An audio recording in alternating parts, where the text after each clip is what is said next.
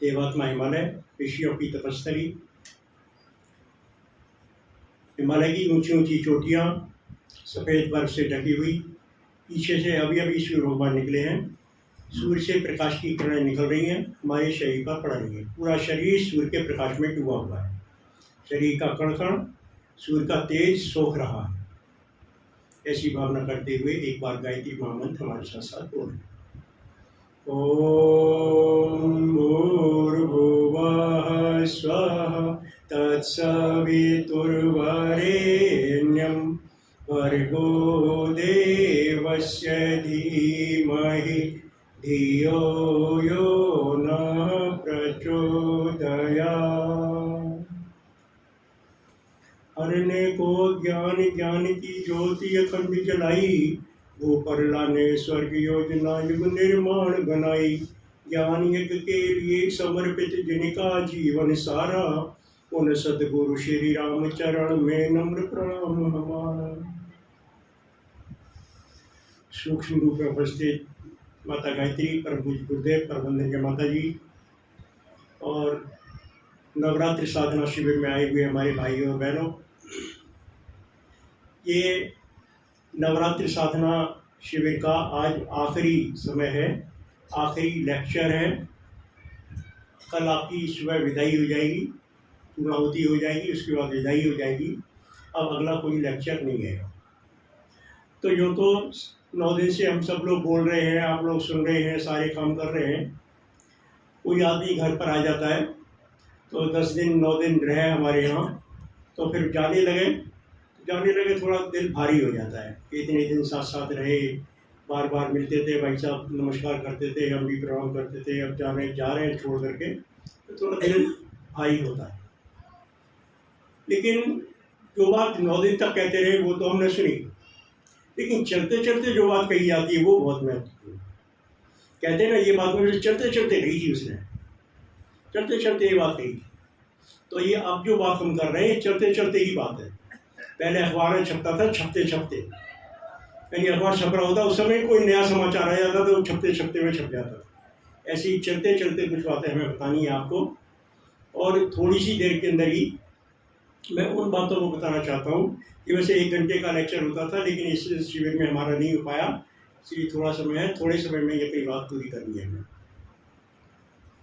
आपने 9 दिन का अनुष्ठान यहाँ किया, 24,000 का जप किया, रोजाना सुबह शाम आरती में शामिल हुए, यज्ञ किया, 2 लेक्चर रोज सुने, रोजाना 2 घंटे कथा भी सुनी, ये सारा कुछ कर दिया। अब गायत्री माता आपसे प्रसन्न हुई। अभी जो मंदिर में बैठी हुई गायत्री माता है वो खड़े होकर वहाँ से और ठुमक ठुमक यहाँ चली आए, तो गेट में से अंदर प्रवेश करेगी तो यहीं से हमको दिख जाएगी गायत्री माता आ रही है, तो हम फौरन खड़े हो जाएंगे और आप कहेंगे भाई साहब काहे खड़े हो गए, बोले गायत्री माता रहे इसलिए खड़े हो गए, तो आप सब लोग भी खड़े हो जाएंगे। और फिर गायत्री माता ऊपर मंच पे आ गई तो सब लोग उसको प्रणाम करेंगे, हम भी प्रणाम करेंगे कि माँ आप हमारे शिविर में आई और यहाँ पर आई, हमारा जीवन धन्य हो गया, बहुत आनंद आया। अब गायत्री माता दोनों हाथ उठा कर पूछती है, मेरे बच्चों तुमने 24,000 का जप किया, बोलो तुम्हें क्या चाहिए, मांग लो जो कुछ मांगना हो। तो मैं आप सब भाई बहनों से पूछना चाहता हूँ, क्या मांगेंगे उससे, क्या मांगेंगे, बोलिए, जोर से बोलिए।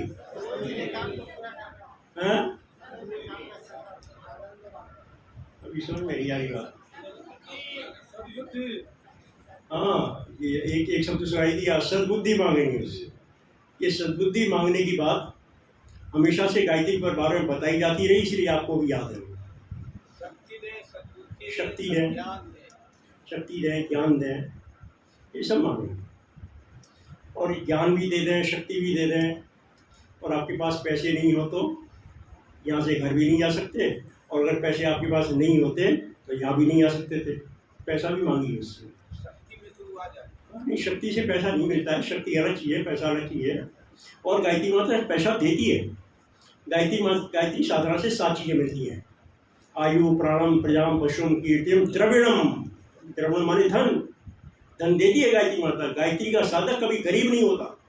ऐसा नहीं वो धन की वर्षा कर देती है, छप्पर फाड़ के दे देती हो, वो युक्ति देती है, शक्ति देती है, अकल देती है।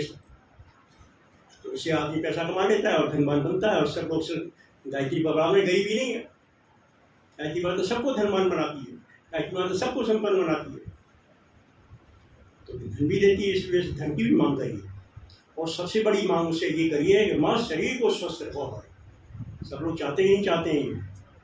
कोई ये चाहता है कि हम तो बीमार पड़े रहें, चारपाई में पड़े रहें और दवाई खाते खाते जीवन व्यतीत करें, कोई नहीं चाहता। तो सबसे पहली मांग तो होना चाहिए हमें स्वस्थ शरीर। तो गायत्री माता से रोज प्रार्थना करिए, माँ शरीर को स्वस्थ रखो, हमारा शरीर स्वस्थ है। और दूसरी मांग, माँ हमें धन संपत्ति मिले जिससे हमारा खर्चा आराम से चले, हमें किसी के आगे हाथ नहीं फैलाना पड़े, कभी दूसरे का मुंह नहीं देखना पड़े, मांगिए। और तीसरी चीज़ आप मांगिए, और दोनों चीज़ मिले न मिले चलेगा, धन भी नहीं मिले तो चलेगा और सद्बुद्धि भी नहीं मिले तो भी चलेगा, और पैसे भी नहीं मिले तो चलेगा, और स्वास्थ्य भी नहीं मिले तो भी चलेगा, लेकिन एक चीज़ जरूर चाहिए और वो है आनंद। बताइए किसको नहीं चाहिए आनंद? और सब चीज़ के बिना काम चल जाएगा, लेकिन आनंद नहीं आया जीवन में तो सब बेकार है। पैसा भी खूब है, शरीर भी खूब स्वस्थ है, बलवान है, और बहुत बहुत बड़ा सारा मकान भी है, बच्चे भी हैं, सब कुछ है, लेकिन आनंद नहीं है जीवन में, तो सब कुछ बेकार है। इसलिए अगर एक डिमांड पूरी करने के लिए कहेगा कि मतलब एक चीज मांग, क्या मांगता है, तो क्या मांगेंगे? आनंद। और एक ऐसे ही एक के बार बार पूछ रहा था, तो एक बहन जी खड़े हुए, भाई साहब हमें तो भगवान चाहिए, भगवान चाहिए।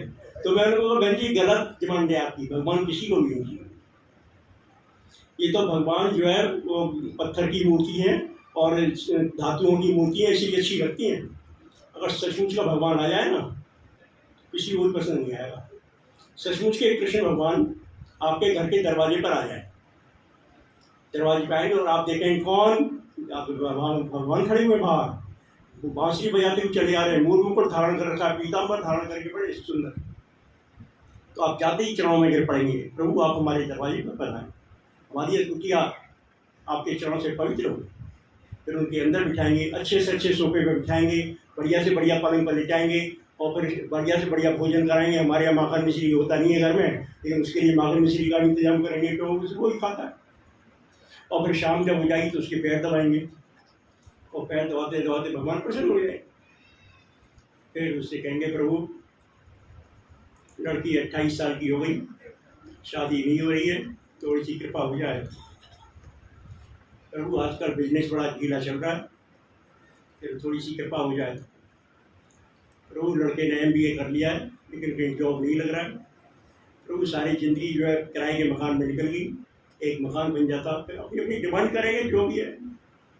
इसी के लिए भगवान आए और खाई खी आए। जब भगवान आए और कुछ इच्छाई पूरी नहीं थी करी, तो और भगवान क्या करेगा? अच्छा बेटा तेरे पैर दबाए, बहुत बढ़िया माखन मिश्री खिलाया, बड़ी खुशामद करी, जा तेरी सभी मनोकामनाएं पूरी हो, ऐसा कर देगा भगवान? बिल्कुल नहीं करेगा।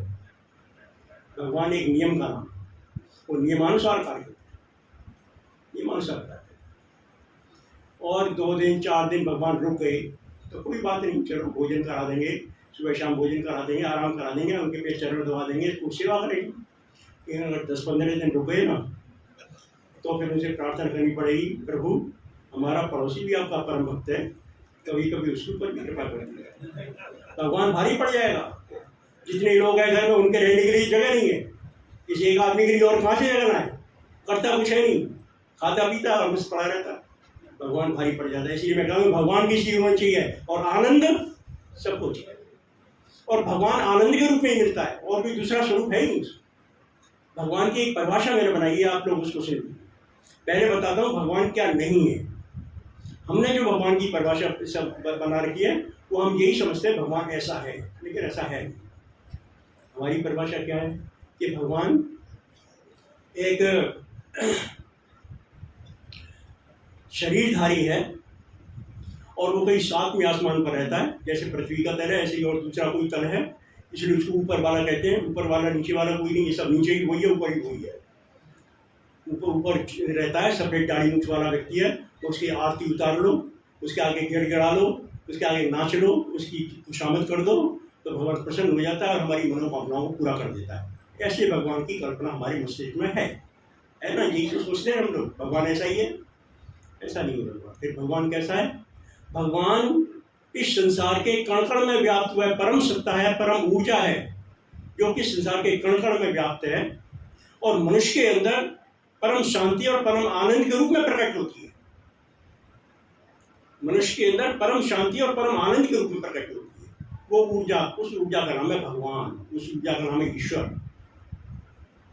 उस ईश्वर को देखना है तो भगवान को कोई नहीं चाहिए, आनंद सबको चाहिए। आनंद की प्राप्ति के लिए प्रयास करो, और आनंद के बिना किसी का गुजारा चलता भी नहीं है। और कुछ न मिले, लेकिन आनंद जरूर मिलना चाहिए। और हमारे हर क्रिया के पीछे एक ही उद्देश्य है, एक आनंद मिलना चाहिए। और हम उन्हीं कामों को करते हैं जिनमें हमें आनंद मिलता है। और आनंद के बिना रह भी नहीं सकता, चाहे कितना ही बड़ा दुख आया हो, वो भी एक दिन जाएगा और फिर आनंद आएगा। घर में किसी की मौत हो जाती है तो अभी रात को नींद आई जाती है, भूल जाते हैं थोड़ी देर में। और कोई लड़की शादी हुई जिस दिन, अगले दिन ही विधवा हो जाए तो अभी सारे जीवन में रोती थोड़ी रहती है। कुछ दिन बाद हंसेगी नहीं, अपनी सहेलियों के साथ, भौजाई के साथ, भाभी के साथ, अपनी बहनों के साथ हंसेगी, बोलेगी, खुश रहेगी। क्यों? आनंदित रहना मनुष्य का स्वभाव है। वो ज़्यादा देर दुखी नहीं रह सकता, ज़्यादा देर दुखी नहीं रह सकता। बड़े से बड़े दुख को ही भूलता है। ये समय एक ऐसी मानव है जो बड़े बड़े दुखों को भी दूर कर देती है। और एक बात मैं बताऊं मैं आपको कि आनंदित रहना मनुष्य का स्वभाव है। और कोई भी समस्या, कोई भी परेशानी, कोई भी कष्ट ऐसा नहीं है जो हमेशा बना रहता हो। जब सुख के दिन नहीं रहते, दुख के दिन भी नहीं रहते। आज अगर दुख के दिन चल रहे हैं, आज अगर कष्टमय समय चल रहा है, तो निश्चित मानिए अच्छा समय भी आने वाला है। और अगर अच्छा समय चल रहा है, खूब आनंदित है, तो निश्चित मानिए कुछ न कुछ परेशानी भी जरूर है। सुख के बाद दुख, दुख के बाद सुख, ये एक साइकिल है, बराबर चलती रहती है और एक के बाद दूसरी आती ही रहती है। इन दोनों से मुक्त होने का एकमात्र उपाय है दुख का उल्टा सुख और सुख का उल्टा दुख। लेकिन आनंद का उल्टा कुछ नहीं होता है। जिसके जीवन में आनंद आ गया और शुद्ध आनंदित ही रहेगा, वो आनंदित ही रहेगा। और आनंदित वही रहेगा जो आत्मा को पहचान लेगा, आत्मा अर्थात परमात्मा को पहचान लेगा, वो व्यक्ति आनंदित रह सकता है और कोई नहीं सकता। आनंद स्वरूप केवल परमात्मा है। तो ये गायत्री माता से आप लोग यही प्रार्थना करें, जब कभी मंदिर में जाए, कभी कुछ मांगने की जरूरत नहीं है। एक ही बात, सबसे बड़ी चीज जो है, ये सबसे बड़ी डिमांड ये है कि माँ हमें कुछ नहीं चाहिए। अब जो कुछ हमें क्या चाहिए ये तो तू जानती है, हम क्या बताएं।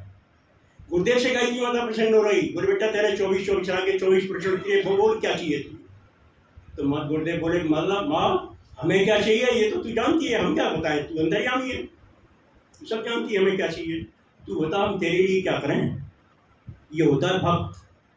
भक्त भगवान से मांगता नहीं है, बल्कि उससे कहता है तू बता हम तेरे लिए क्या करें, वो भक्त होता है।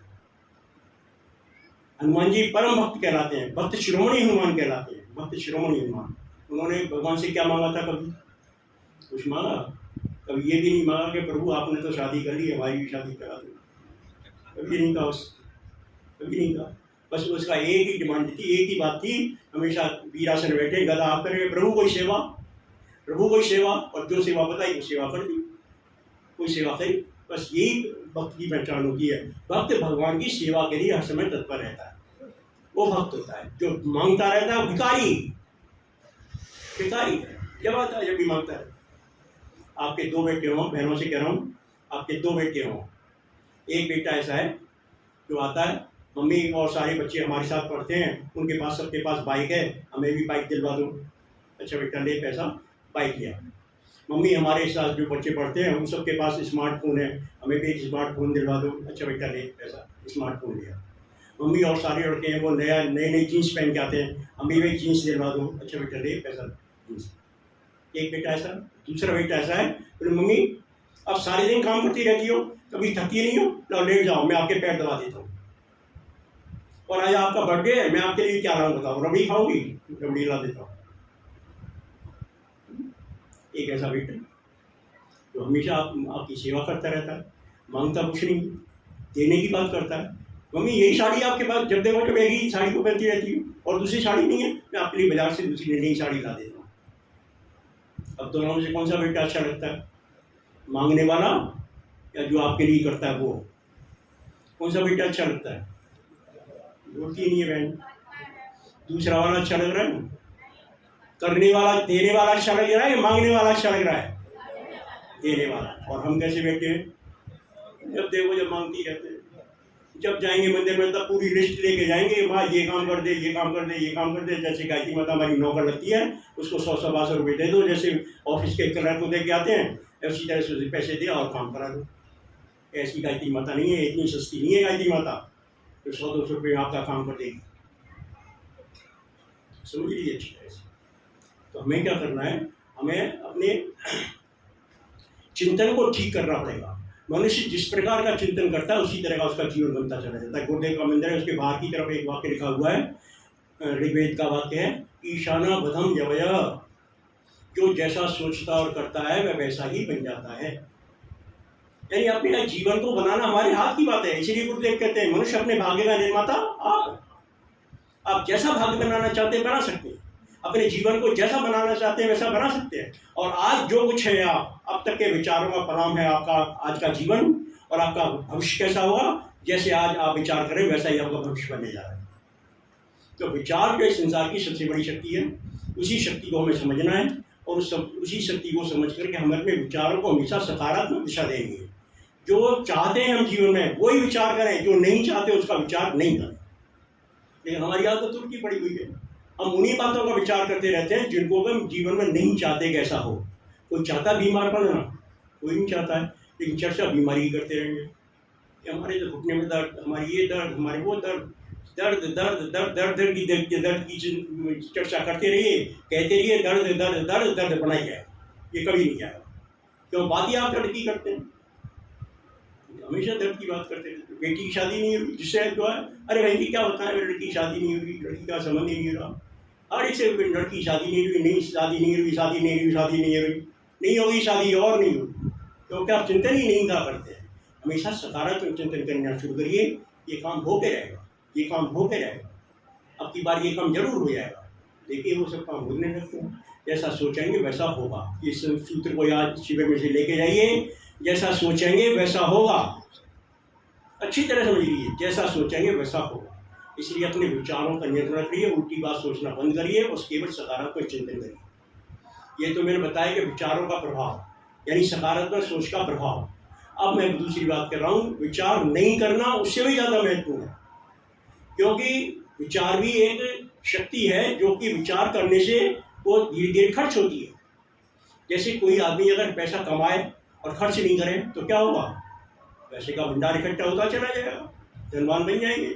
इसी तरह से अगर विचार नहीं करें हम, तो विचारों की ऊर्जा, विचारों की शक्ति हमारे अंदर एकत्रित होती चली जाती है और फिर हम जो विचार करते हैं वही पूरा हो जाता है।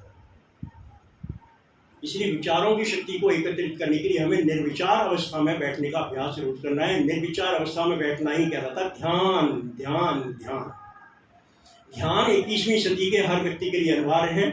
जो व्यक्ति ध्यान नहीं करेगा वो निश्चित रूप से टेंशन में रहेगा। 21वीं सदी में हर व्यक्ति टेंशन में है, हर व्यक्ति दिमाग हर समय अवसाद में रहता है, और उस टेंशन से मुक्ति होने का एकमात्र उपाय है ध्यान। ध्यान कैसे किया जाता है? ये प्रश्न ही गलत है, क्योंकि ध्यान किया नहीं जाता, ध्यान में हुआ जाता है, बीइंग मेडिटेशन में।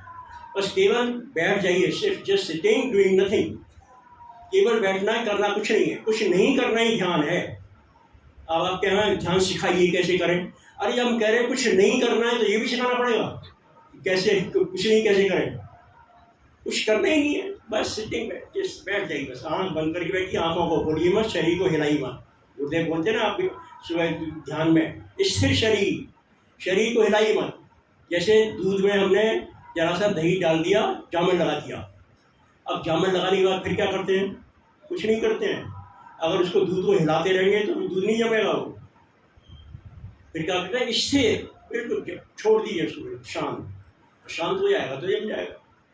इसी तरह से अगर आप शरीर को हिलाते रहेंगे तो फिर ध्यान नहीं लगेगा। इसलिए स्थिर शरीर होकर के बैठ जाइए, शरीर को हिलाना नहीं है और आंखें खोल ली। बस रोजाना आधा घंटे का समय इस काम के लिए जरूर दीजिए, और कुछ करना नहीं है। जब भी समय हो आपको, 24 घंटे में जब समय हो तभी आधा घंटे के लिए बैठ जाए।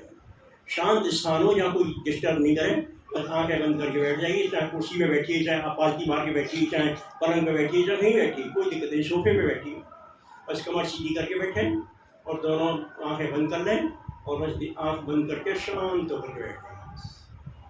कुछ भी सोचना नहीं है।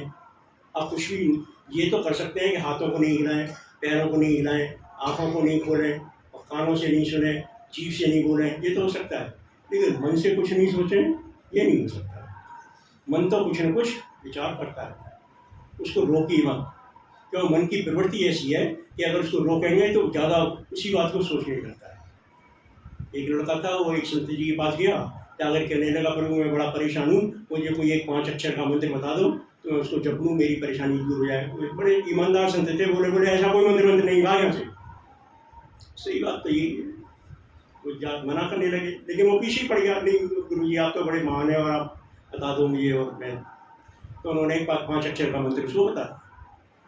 तो जाकर बोले इसको 12 बजे रात को और 11 बार जपने ना, तेरी परेशानी दूर हो जाएगी। वो बड़ा खुश होकर के चलने लगा। बोले सुने एक बात सुन जा, जब इस मंत्र का जप करें उस समय बंदर का ध्यान नहीं आना चाहिए। अगर बंदर का ध्यान आएगा तो फिर ये मंत्र काम नहीं करता। तो बोला मेरा कौन सा बंदर से रिश्तेदारी है, मैं काय को जप करूँ, याद करूँगा उसको। अब जैसे ही 12 बजे और जप करने के लिए बैठा, मंत्र पीछे आए, बंदर पहले आए। तो बंदर जपना नहीं है, बंदर का ध्यान नहीं करना है ना, बस नहीं करना जो बता दिया, इसी से समस्या खड़ी हो। इसलिए मैं कहता हूँ आप उस समय किसी कोई विचार मस्तिष्क में आ रहा हो तो उसको रोकने का प्रयास मत करिए, वरना वो मंत्र वो विचार और ज़्यादा आएगा। फिर क्या करें?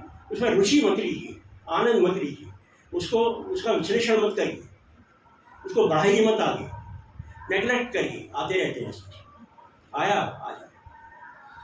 एक तो हम ये कर सकते हैं, दूसरा ये भी कर सकते हैं कि अब विचारों पर विचार करना शुरू कर दें। अब मस्तिष्क में ये विचार आ रहा है, ठीक है आ रहा है, अब ये मस्तिष्क में ये विचार चला गया, अब ये दूसरा विचार आ गया, और उसको भी देखिए। जो विचार आते जा रहे हैं उनको भी देखते जाइए। देखिए ये विचार आया, ये चला गया, अब ये दूसरा विचार आ गया, अब ये भी चला गया, अब ये तीसरा विचार आ गया, ये भी चला गया। विचारों की कमजोरी है कि अगर उसको देखना शुरू कर दें तो विचार आना बंद हो जाता है। बस इस तरह से ध्यान करना शुरू कर दिए। ध्यान के लिए ये तो एडवांस स्थिति मैंने बताई। शुरू में क्या करेंगे, प्रारंभिक अवस्था में क्या करेंगे? ध्यान के लिए 3 स्थान हैं, जो आपके लिए उपयुक्त लगे उस स्थान का ध्यान कर लीजिए, जो उपयुक्त लगे आपको। लेकिन रोजाना तीनों का अभ्यास नहीं करना है, कुछ कुछ दिन करके देख लीजिए। 4-6 दिन एक अभ्यास को करिए, 4-6 दिन दूसरे अभ्यास को करिए, 4-6 दिन तीसरे अभ्यास को करिए, और जो आपको अच्छा लगे तीनों में से फिर उसको रोज करिए, फिर बदलिए मत। समझ आ गई बात? कहाँ करेंगे? एक तो जो कृष्ण भगवान ने गीता में कहा, आज्ञा चक्र का ध्यान, दोनों भुवों के बीच में जहाँ पर बिंदी लगाती है मैंने, उस स्थान पर सूर्य का ध्यान करें, प्रकाश का ध्यान करें। आँख बंद करके बैठ जाए, आगे सूर्य निकल रहा है हिमालय की चोटियों में से, बीच में से, और सूर्य से प्रकाश की किरणें निकल रही हैं और ये आज्ञा चक्र में प्रवेश कर रही हैं, और यहाँ पर तारा जैसा चमक रहा है, सूर्य जैसा चमक रहा है। इसी का ध्यान करते हैं। जैसा आँख बंद करके बैठ जाएगी, सोफे में बैठे हैं, पलंग पे बैठे हैं, कुर्सी पे बैठे हैं, जमीन में बैठे हैं, कहीं बैठ के कमर सीधी करके बैठे, बस। ठीक है, पहला। दूसरा ध्यान है हृदय चक्र का ध्यान। हृदय चक्र में भी यहाँ पर सफेद प्रकाश का ध्यान करेंगे, कर लेंगे। ठीक है। तीसरा ध्यान है नाभि चक्र का ध्यान। नाभि में हर श्वास जब आएगी तो पेट फूलना चाहिए, और जब श्वास बाहर जाए तो पेट बाहर निकलना चाहिए। तो आप देखेंगे सांस लेने और छोड़ने के बीच में नाभि ऊपर नीचे होती है, बाहर भीतर होती है। बस इसी को देखते रहेंगे। अब ये नाभि अंदर गई, ये अब नाभि बाहर आ गई, अब ये नाभि अंदर गई, अब ये नाभि बाहर आ गई। ठीक है, तीनों में से जो रहेगा उसको करिए। चौथा एक ध्यान और बता देते हैं, जो कि भगवान बुद्ध ने बताया, जिसको आनापानसति योग कहते हैं, या जिसको विपश्यना साधना कहते हैं। उसमें क्या है, आती जाती श्वास पर ध्यान दें, क्योंकि श्वास तो चलेगी। बस देखिए, श्वास अंदर जा रही है, श्वास बाहर जा रही है, श्वास अंदर गई, श्वास बाहर गई। इसी को, श्वास को ही देखते रहें। एक भी श्वास बिना जानकारी के अंदर नहीं जाए, एक भी श्वास बिना जानकारी के बाहर नहीं जाए। उसी श्वास पर ध्यान जमाए रखना। समझा गई ये बात? बस इनमें से ये प्रयोग करना शुरू करिए। कुछ दिन में ही आप देखेंगे कि आप निर्विचार स्थिति में आ गए। और जिस दिन आप निर्विचार स्थिति में आएंगे, जिस समय no thought, no mind, thoughtlessness जिस समय प्रकट होगी, उस समय आप परम आनंद की उपलब्धि होगा, अत्यंत आनंद आएगा। वो आनंद जो अब तक किसी क्रिया में नहीं आया, वो आनंद आएगा। और परम आनंद की उपलब्धि ही मनुष्य के जीवन का लक्ष्य। इसलिए उस परम आनंद को प्राप्त करने के लिए ध्यान का प्रयोग रोज रोज करें। कुछ देर करें, भले ही आधा घंटे का समय रोज खर्च करें। 23.5 घंटे आप क्या करते हैं उसकी चर्चा नहीं कर रहा हूँ मैं, केवल आधा घंटे 24 घंटे में से आपसे गुरुदेव के, माता जी के नाम पर, गायत्री माता के नाम से आपसे सब ये प्रार्थना करता हूँ कि आप आधा घंटे का समय इस काम के लिए जरूर निकालें और ध्यान में जरूर रहें। समझ आ गई ये बात? अभी ये जो शिविर आपका लगा, इसमें आप सब लोग कुछ न कुछ मनोकामना लेकर के आए होंगे। कि गायत्री माता से जाएंगे तो ये प्रार्थना करेंगे, मनोकामना पूरी करती है गायत्री माता, लेकिन जो व्यक्ति मनोकामना मुक्त होते हैं उनसे गायत्री माता सबसे ज़्यादा पसंद है। जो कुछ नहीं मांगता है तो कह देता है जो तूने दिया वही सफिशिएंट है, जो प्राप्त है वही पर्याप्त है, और तेरे सब कुछ दिया। इसलिए सोने के बाद सुबह जब जगते हैं आप, आँख जैसे ही खुले उससे पहले तुरंत सबसे पहले गायत्री माता को प्रणाम करिए। प्रणाम माते, माँ आपकी कृपा से जीवन में आनंद आ रहा है, मुस्कुराते हुए करिए। दिन की शुरुआत मुस्कुराने से करिए। माँ तेरी कृपा से जीवन में आनंद आ रहा है, तूने सब कुछ दिया माँ, आनंद आ गया। ये प्रार्थना रोजाना करिए। बस एक आधा मिनट की प्रार्थना है, ये प्रार्थना रोज करिए। मेरी बात समझ में आ गई है? मैंने कुछ काम की बात बताई है, आप इनका अगर प्रयोग करेंगे तो आप देखेंगे जीवन में बहुत सफलता मिलेगी और आपको बहुत आनंद की उपलब्धि होगी। ठीक है, इसी के साथ अपनी वाणी को विराम देते हैं और आप सबके अंदर बैठे हुए परमात्मा को प्रणाम करता हूँ। ओम शांति। धन्यवाद भाई साहब।